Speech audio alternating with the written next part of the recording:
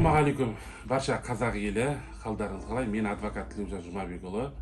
Сіздерге жақсы жаңалықпен айтқым келіп отыр, бөліскім келіп отыр.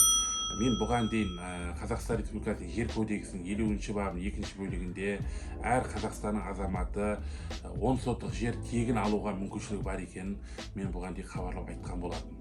Қазіргі уақытта біздің үкімет осы бағдарламаны жүзеге асыру мақсатында әр Қазақстан азаматы 10 сотық жер тегін алуға мүмкіншілік бар екенін айтып, егоп порталдан қалай алу керектігін, қалай тіркелуге болатындығы жөнінде нұсқаларын жіберген болатын. Сол нұсқаларды мен сіздерге егжей-тегжей жақсылап түсіндіріп айтатын боламын. Әр Қазақстан азаматы өзіне 10 сотық жер тегін алуға мүмкіншілік болғандықтан, сол мүмкіншілігін пайдалана отырып, тіркеліп жер алуларына болады. Сонымен қатар ол мен көрсеткен нұсқаулардың барлығын жан-жаққа таратыңыздар, барлық Қазақстан азаматы тегін жер алу мүмкіншілігін пайдалансын.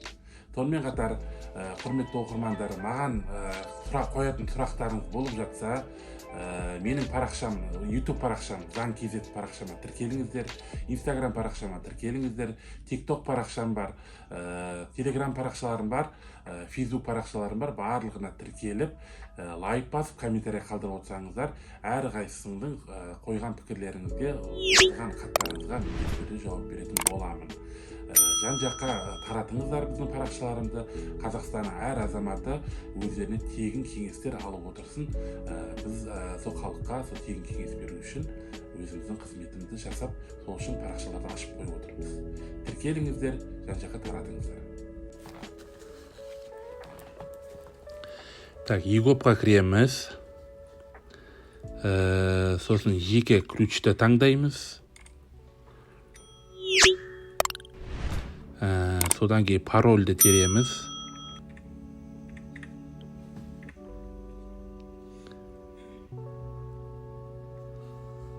Так. Жылжымайтын мүлікті таңдаймыз.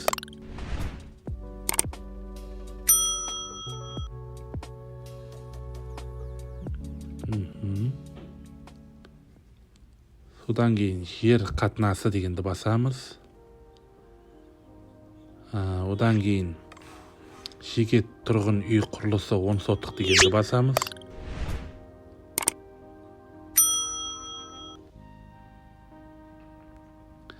Одан кейін онлайн сұрауды басамыз.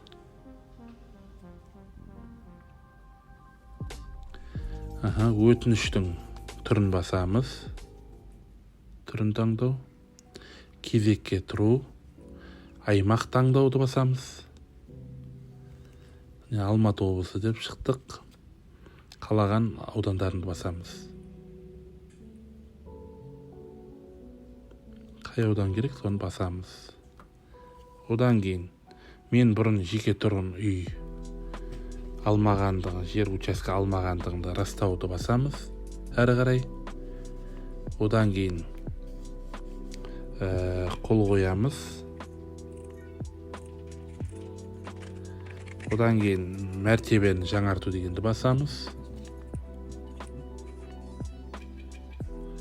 Одан кейін акті шығады.